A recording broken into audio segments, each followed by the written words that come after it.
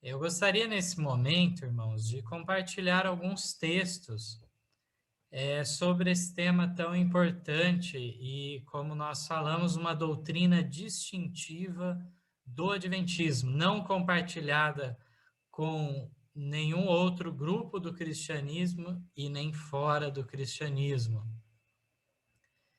Vamos lá, então. Então, o assunto aqui é sobre justamente o ministério de Cristo no Santuário Celestial, e nós vamos ver uma sequência do que Ellen White fala a partir do Grande Conflito, página 420. Diz assim: o ministério do sacerdote durante o ano todo, no primeiro compartimento do santuário, para dentro do véu, que formava a porta e separava o lugar santo do pátio externo, representa o ministério em que entrou Cristo ao ascender ao céu. Era a obra do sacerdote no ministério diário, a fim de apresentar perante Deus o sangue da oferta pelo pecado, bem como o incenso que acendia com as orações de Israel. Nesse primeiro parágrafo, nós podemos ver já que ao Cristo ascender ao céu depois de ressuscitar, ele vai para dentro do véu. Que véu é esse? Nós bem sabemos que era para entrar no lugar santo, pelo que Ellen White fala. Haviam dois véus. O primeiro, então, para dar a entrada do pátio para o lugar santo, e depois o segundo véu do lugar santo para o lugar santíssimo. Aqui o texto deixa claro que então foi a entrada ao lugar santo. Vamos adiante aqui no texto, então, já na página 421. Assim pleiteava Cristo com seu sangue perante o Pai, em favor dos pecadores, apresentando também com o precioso aroma de sua justiça as orações dos crentes arrependidos. Esta era a obra ministerial no primeiro compartimento do santuário celeste.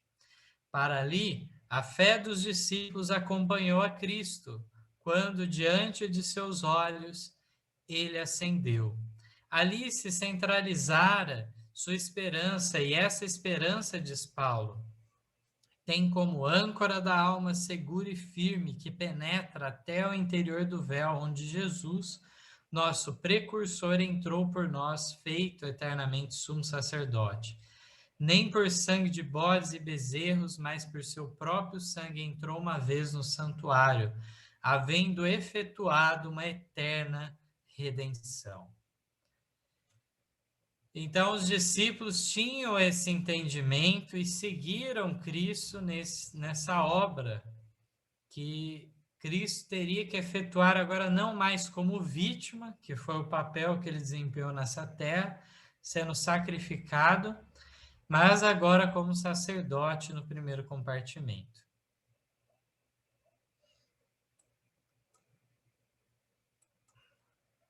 Continuação nos diz que durante 18 séculos este ministério continuou no primeiro compartimento do santuário.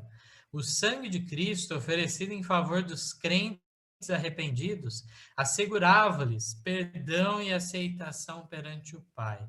Contudo, ainda permaneciam seus pecados nos livros de registro. Como no serviço típico, havia uma expiação ao fim do ano.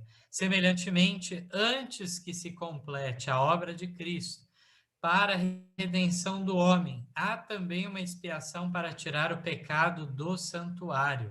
Este é o serviço iniciado quando terminaram os 2.300 dias. Naquela ocasião, conforme fora predito pelo profeta Daniel, nosso sumo sacerdote entrou no lugar santíssimo para efetuar a última parte de sua solene obra, purificar o santuário. Aqui nós vemos já essa ligação com a profecia de Daniel 8:14, que falava justamente, então, desse fato que ao final desse mais longo período profético, 2.300 anos, deveria ocorrer, então, a purificação do santuário. Aqui fala que, na parte de cima, né, que o sangue de Cristo assegurava o perdão e a aceitação perante o Pai. Contudo, ainda permaneciam seus pecados nos livros de registro. Portanto, ainda tinha uma obra a ser realizada para resolver essa questão. A continuação, então, nos diz o seguinte: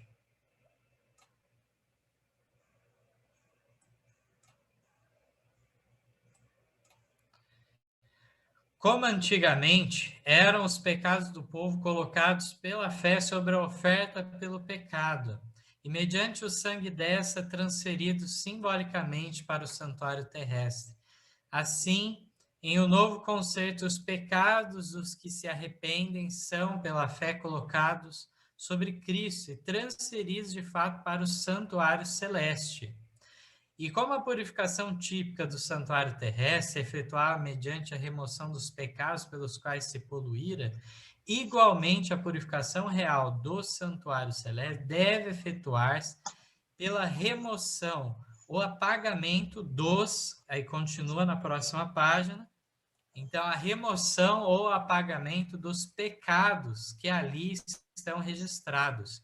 Mas antes que isso se possa cumprir, deve haver um exame dos livros de registro para determinar quem, pelo arrependimento dos pecados e fé em Cristo, tem direito aos benefícios de sua expiação. A purificação do santuário, portanto, envolve uma investigação, um julgamento. Isso deve efetuar-se antes da vinda de Cristo, para resgatar seu povo, pois que quando vier, sua recompensa estará com ele, para dar a cada um segundo as suas obras. Apocalipse 22, 12. Então, aqui no texto, deixa muito claro o papel que deveria ocorrer.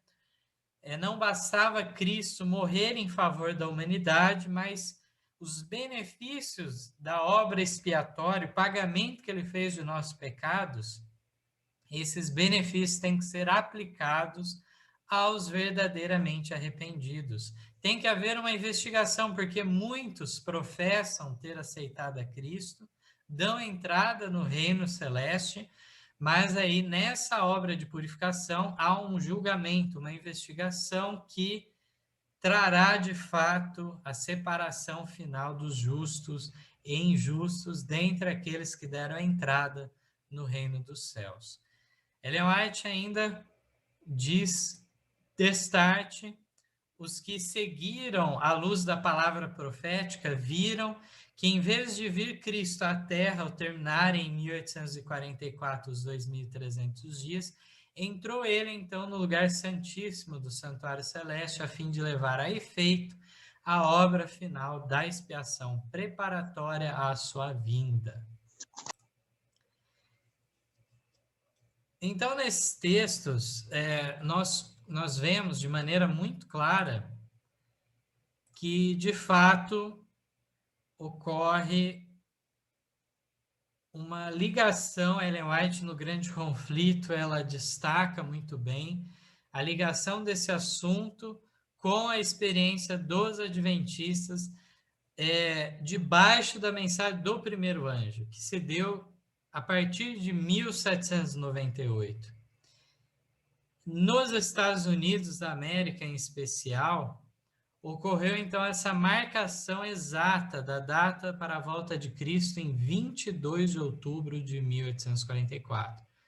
Uma dúvida que alguém, de repente, uma mais curiosidade, alguém pode ter: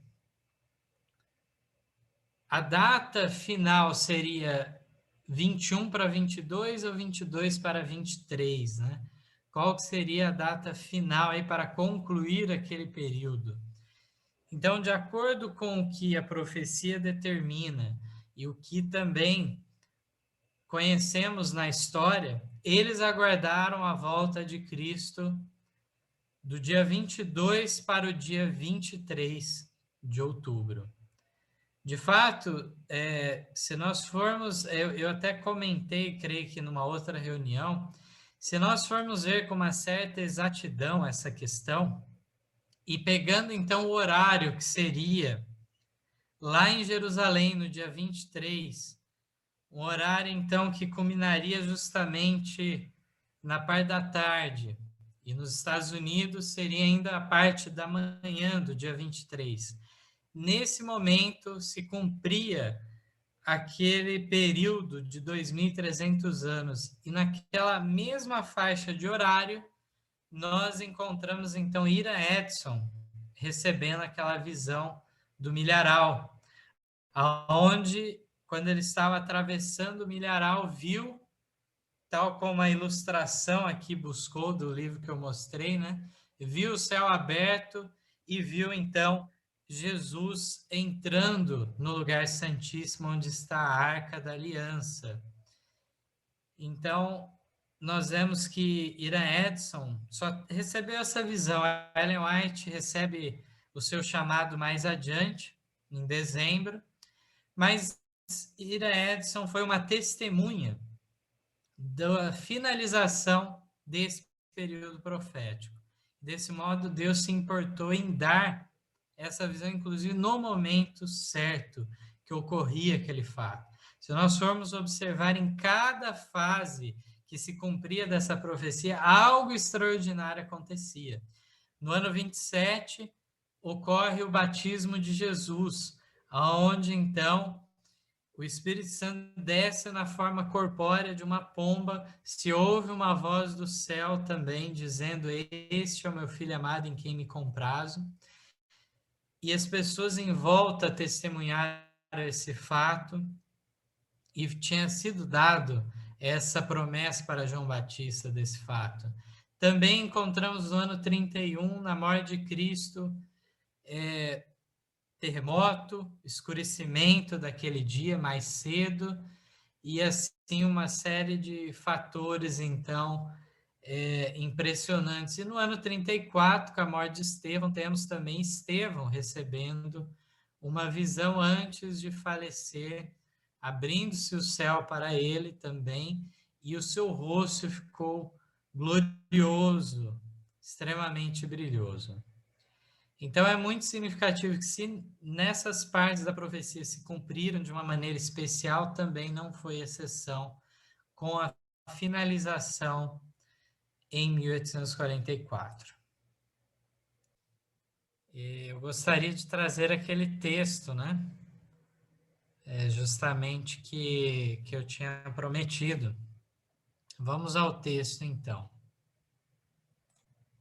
Antes de irmos ao texto em si, temos ainda nessa parte da 422 do Grande Conflito, a continuação do que nós lemos, Ellen White explica alguns símbolos aqui também. Verificou-se também que, ao passo que a oferta pelo pecado apontava para Cristo como um sacrifício, e o sumo sacerdote representava Cristo como mediador, o bode emissário tipificava Satanás, autor do pecado, sobre quem os pecados dos verdadeiros penitentes serão finalmente colocados. Queria dar uma pausa aqui. Esse texto, ele é muito especial e traz uma controvérsia com o mundo protestante, como eu estava comentando há pouco, porque entendem que todos aqueles animais do serviço aqui terrestre representavam a Cristo. E desse modo, então, nós vemos que existia um animal que ele não representava Cristo. Na ocasião da expiação, do dia da expiação, havia o bode emissário, que era morto no altar de holocausto, que representava Cristo. Porém, o bode emissário representava Satanás, que é o autor do pecado.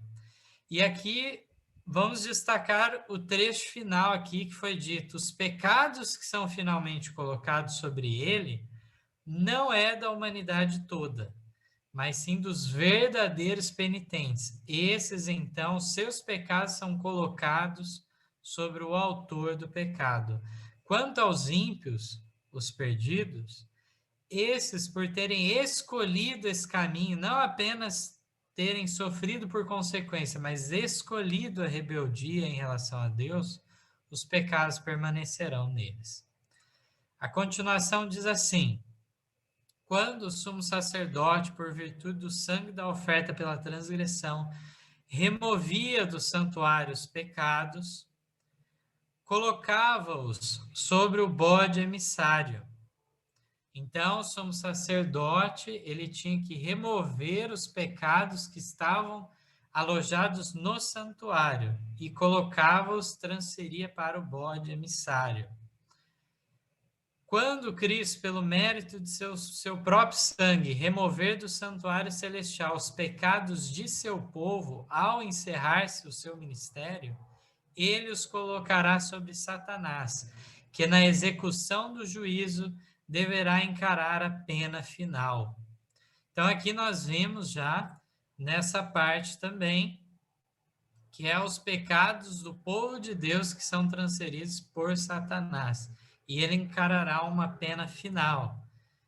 A parte, então, aqui agora final diz que o bode emissário era enviado para uma terra não habitada, para nunca mais voltar à congregação de Israel. Assim será Satanás para sempre banido da presença de Deus e de seu povo e eliminado da existência na destruição final do pecado e dos pecadores. Portanto, aqui nós vemos que esse bode emissário, que representa Satanás, não era sacrificado no altar, mas levado para fora, para uma terra não habitada e deixado lá. Aqui também o irmão Francisco, em seu vídeo, leu um texto essencial que nos mostra a importância desse tema. Está na 489 do Grande Conflito, que diz que a intercessão de Cristo no santuário celestial em prol do homem é tão essencial ao plano da redenção como foi sua morte sobre a cruz.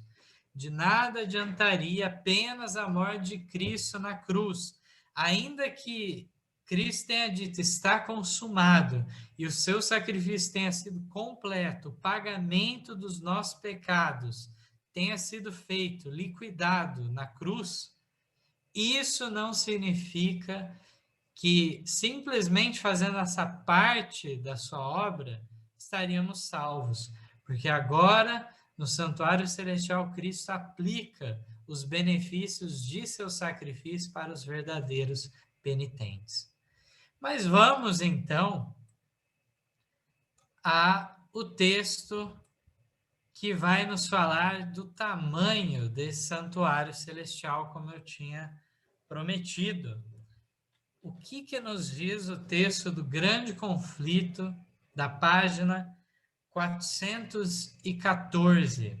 Vamos ver então. O esplendor sem par do tabernáculo terrestre refletia à vista humana as glórias do templo celestial em que Cristo, nosso precursor, ministra por nós perante o trono de Deus. A morada do Rei dos Reis, em que milhares de milhares o servem, e milhões de milhões estão em pé diante dele, Daniel 7:10, sim, aquele templo, repleto da glória do trono eterno, onde serafins, seus resplandecentes guardas, velam a face em adoração. Não poderia encontrar na estrutura mais magnificente que hajam erigido as mãos humanas, senão pálido reflexo de sua imensidade e glória. Contudo, importantes verdades relativas ao santuário celestial e à grande obra ali levada a efeito pela redenção do homem eram ensinadas pelo santuário terrestre e seu culto. Então, que texto impressionante! Alguém arrisca dizer o tamanho desse templo celestial? Creio que ninguém vai ter a audácia de tal coisa, né? Aqui mostra, então, falando da morada do Rei dos Reis, aonde milhares e milhões de milhões estão em pé diante dele. Ao falar sobre isso, Ellen White nos remete àquele templo. Ela está falando do santuário celestial. Ela diz, então, que nenhum edifício erigido por mãos humanas pode nem se comparar, é apenas um pálido reflexo da glória que nós encontramos nesse templo e da imensidade desse templo. Nós não estamos aqui, nesse texto, não está falando do céu inteiro, está simplesmente falando do templo celestial e o tamanho dele. Uma imensidão aonde está o trono de Deus, está os 24 anciões, João viu em visão, assentados em volta, os 4 seres viventes, e miríades de anjos em volta, e é um tribunal que é aberto de maneira pública diante de todo o universo. Maravilhoso texto, e que possamos então entender a glória de tudo isso, o que representa quando falamos de um santuário celestial.